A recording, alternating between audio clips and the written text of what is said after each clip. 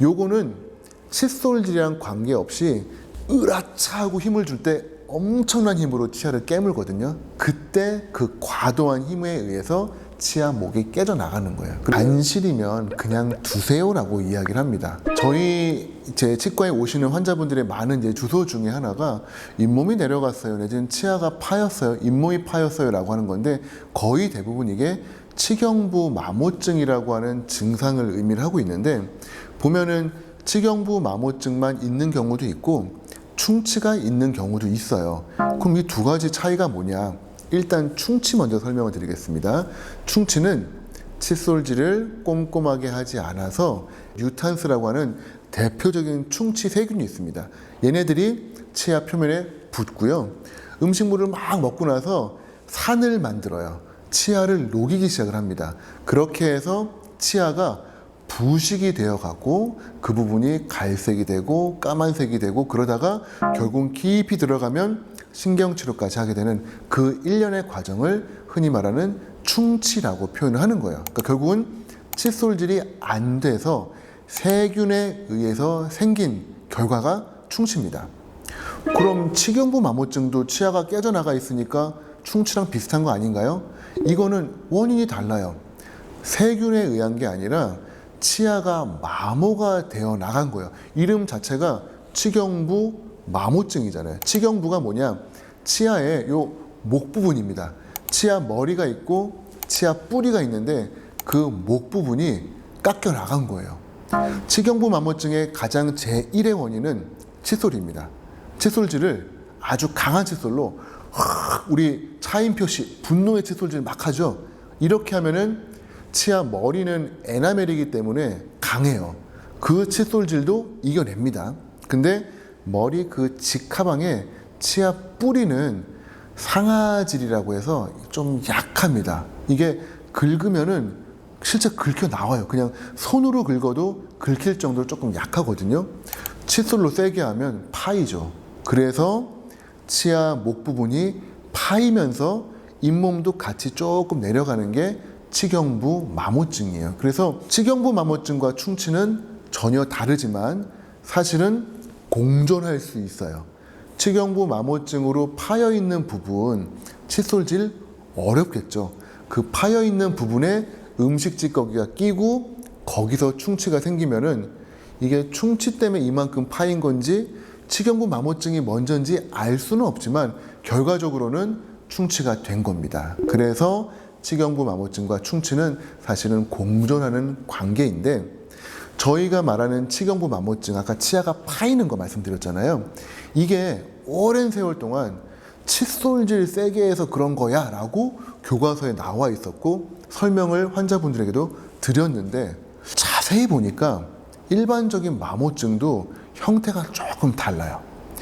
마모증은 약간은 U자 형태로 둥구스름하게 파이는 경우가 많은데 뾰족하게 파이는 경우가 있습니다. 이거는 업프랙션이라고 해서 치아가 깨져나가는 파절 현상이에요. 그럼 이게 왜 깨져나갔느냐?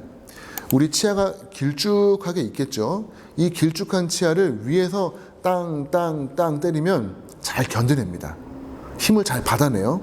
근데 이렇게 때리는 게 아니라 약간 대각선으로, 약간 직각으로 때리면 요 긴 치아 중에서 머리랑 뿌리가 연결되는 요 목 부분이 살짝 휘면서 빠끄작 깨져나갑니다. 이거를 치경부의 파절이라고 의미를 하는데, 요거는 칫솔질이랑 관계없이 치아가 휘었기 때문에 발생을 하거든요. 그럼 치아가 왜 휘느냐? 이를 한번 같이 보시면서 따라해 보세요. 이를 앙 뭅니다. 자, 그럼 위아래가 앙 물렸죠. 자, 그 다음에 아래턱을 가지고 그 우리 나쁜 놈 하나 생각을 해볼게요. 우리 주변에 있는 그 나쁜 놈 생각하면서 이놈 하면서 한번 갈아보세요. 갈아보시면은 놀랍게도 치아가 좌우로 움직이면서요 조금씩 움직입니다. 내 치아 헐렁헐렁하네. 네, 치아 원래 헐렁헐렁한 게 맞아요. 놀라지 마세요.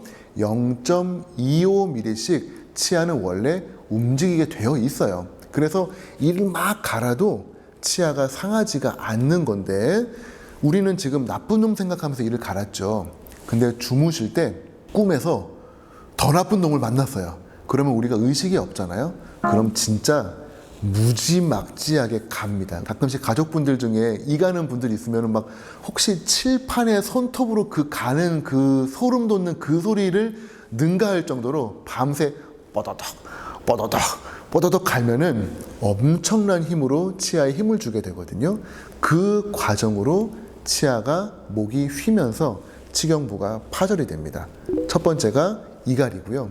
두 번째는 요즘 건강 뭐 이런 몸짱 이런 게 생기면서 중량 운동하시는 분들이 꽤 많아지셨거든요. 남자분들도 마찬가지지만 여자분들도 꽤 많아지셨어서 혹시 중량 운동을 하셔야 되니 저는 헬스장은 안 하고요. 뭐 하세요? 왜 이렇게 치아가 많이 깨졌어요? 저 사실은 골프를 칩니다. 골프 칠 때 어떻게 하죠?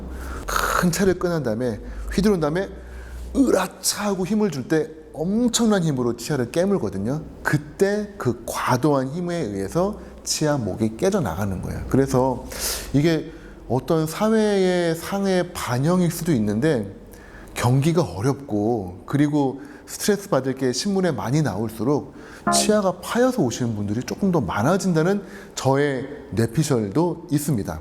그 정도로 이제는 흔한 병이에요. 이거를 이제 어떻게 치료하느냐가 제일 중요한 건데 저의 대원칙은 1번 안 시리면 그냥 두세요라고 이야기를 합니다. 왜냐하면은 시리면은 당연히 떼워야 되겠죠. 하지만 안 시린데 굳이 뭐 비용을 들여가면서 저희가 막 거기다가 막 붙이고 하는 게 그렇게 환자분을 행복하게 하지는 않을 거라고 생각을 해서 저는 개인적으로 떼우는 걸 별로 좋아하지 않습니다. 그 견해를 갖게 된 근거에는 제가 치주과 의사이기 때문에 그래요. 저는 잇몸을 다루고 있거든요.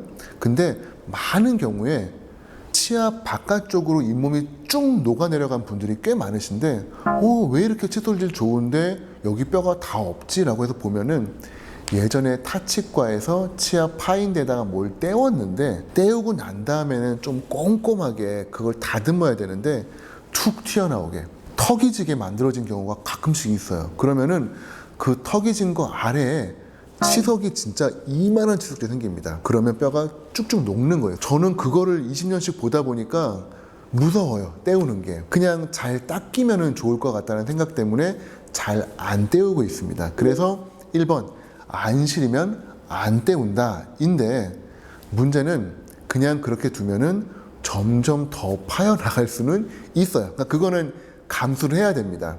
나는 더 파여나가는 거 싫어요. 내지는 이제 시립니다. 라고 하는 상황까지 왔다면은 그때는 떼우는 게 맞아요.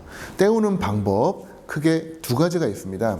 보험이 되는 재료랑 보험이 안 되는 재료가 있어요. 보험이 되는 재료는 나라에서 인정을 해줍니다.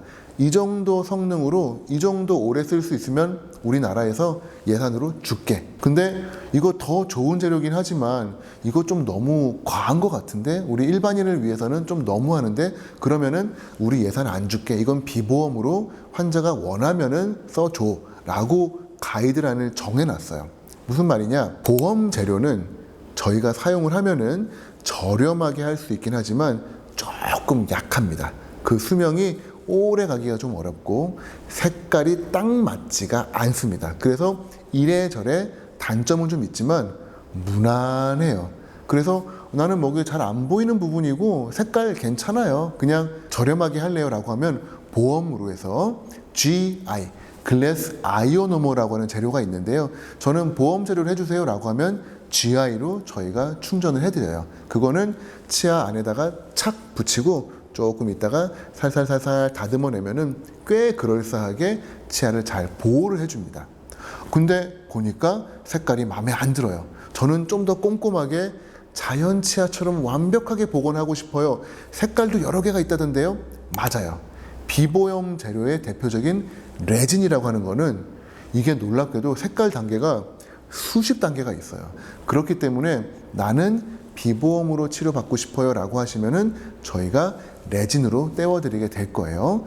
다만 꼭 기억하셔야 될 거는 레진이나 GI를 한 다음에는 팔리싱이라는 과정을 통해서 다듬어 주는 게 꼭 필요합니다. 안 그러면은 턱이 지면서 그 주변으로 세균이 쌓이고 치석이 되면서 잇몸병이 시작이 되는 거를 너무나 많이 보았기 때문에 꼭 치과에서 이런 치경부 마모증 치료를 받으신 다음에는 여기에 혹시 턱이 없도록 잘 팔리싱 해주셨나요? 다듬어 주셨나요? 라고 물어보시면은 좋은 치료를 잘 해주실 거라고 생각을 합니다.